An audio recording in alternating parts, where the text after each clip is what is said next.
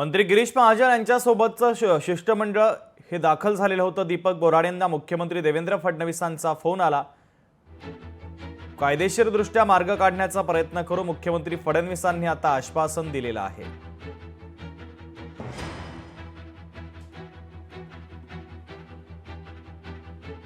राज्य सरकार मागे हटणार नाही, पण ती सगळी प्रोसेस केल्याशिवाय हे होऊ शकत नाही। म्हणजे मला कोणीही मोठ्या वकिलाने पटवून द्यावं की बिना प्रोसेसचं येऊ शकते, तर मी तेही करायला तयार आहे, पण ते नाही होऊ शकत, कारण हे संवैधानिक आरक्षण आहे।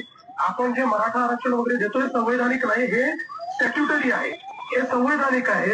एसटी आणि एसटी हे संवैधानिक आरक्षण आहे, त्यामुळे त्याची एक प्रोसेस वेगळी आहे।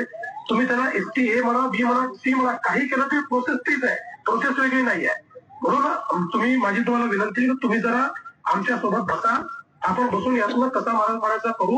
आणि तुम्हाला एक माहिती आहे की आम्ही म्हणजे आमची भूमिका पहिल्या दिवशीपासून आहे आपल्या बाजूची। आम्ही कुठे आणि आता तर तुम्ही इतकी चांगली भूमिका घेतली की तुम्हाला एसटीचं जे काही आत्ताचं आहे त्याच्यामध्ये घुसायचंच नाही आहे, त्याच्यामुळे तुम्ही फार चांगली भूमिका मांडलेली आहे, त्यामुळे त्याच्यातलाही मार्ग आपण काढू शकतो। पण हे कसं आहे, हे तुम्ही तिकडे बसले फोनवर आपण बोलतोय यांनी होणार नाही। आपल्याला बैठकीत समोरासमोर बसून काही अडचणी अजून आहेत, त्या अडचणी कशा दूर करायच्या याचा प्रयत्न करावा लागेल आणि त्यातला मार्ग काढावा लागेल। चालेल ना साहेब, आता हे हा झाला तुमचा आम्ही जे एसटीचं सांगितलं एजीसी करायचं, आपण समजा ते आपण काही पर्याय काढून हे करून लागू करतो। तुम्हाला नाही ते तुम्हाला लागू करून फायदा होत नाही, कारण मराठा समाजाला ही आता जे आपण लागू केलं हैदराबाद गॅझेट, ते आरक्षणाकरता लागू केलेलं नाहीये, ते जातीकरता लागू केलं आहे। ते आरक्षणाकरता लागू नाही, ते फक्त जातीकरता, म्हणजे कोणाची एंट्री जर कुणबी असेल तर कुणबी समाजाला जे आरक्षण इथे ते आरक्षण मिळत आहे। आता आपली एंट्री जर त्यात धनगर मिळाली तरी आपल्या त्या धनगर समाजाचं आरक्षण हे एंटिटीच आहे, ते एसटी नाही आहे, त्यामुळे हैदराबाद गॅझेट लागू करूनही त्याचा फायदा होत नाही। नाही, मला ते नाही म्हणायचं की हे जर 36 नंबरला जे धनगर आहे ते कोण आहे, ते आपण सुद्धा एक कोर्टात ऍफिडेव्हिट केलेलं आहे। आपण तेच सांगितलं ना आपण, कोर्ट अजून कोर्टात ते झालं नाही। तुम्हाला माहिती आहे ते शेवटी काय भांडण झाले, म्हणून आता आपण त्याच्यात सुप्रीम कोर्टात ती भूमिका घेतोय।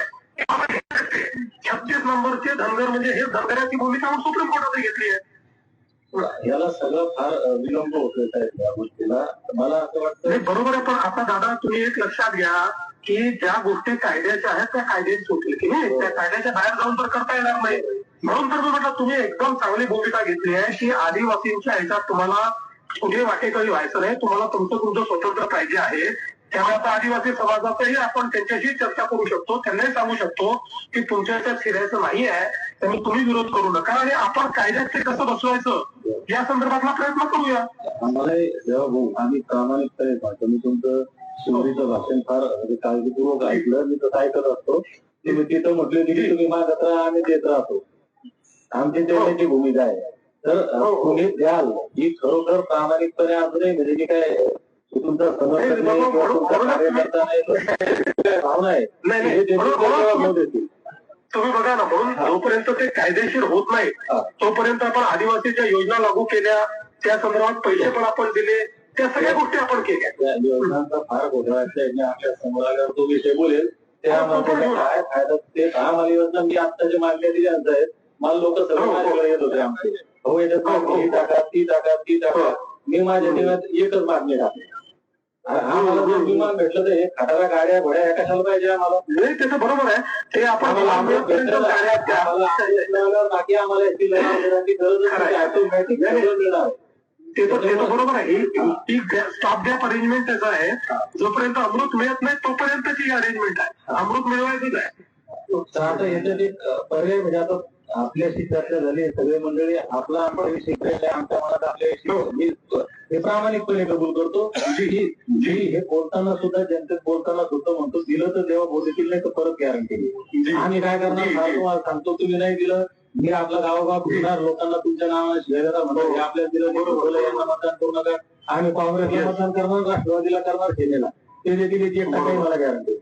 बरोबर, त्याच्यामुळे आता मी प्रामाणिकपणे विनंती करतो की तुम्ही हायचे विषय हे मला तुम्ही सगळे देखील द्या तुमच्या सहीनिशी। मी अजून 16 दिवस उपोषण केलं पण बोला आता माझा 11वा दिवस आहे. अजून मला 5 दिवस तिथे काही होत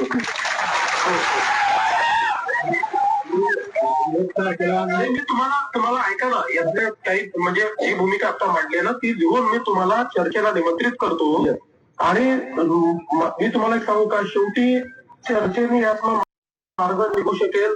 बाकी म्हणजे उपोषण तुम्ही आता करून, उपोषण आपण कशा करता करतो त्या आयडियावर आलेला आहे. त्यामुळे आता चर्चा करून त्यातला आपण मार्ग काढायचा प्रयत्न करू. मी पत्र तुम्हाला पाठवतो तशा प्रकारचं. लोकशाही मराठी ऐका, पहा, जागरूक रहा.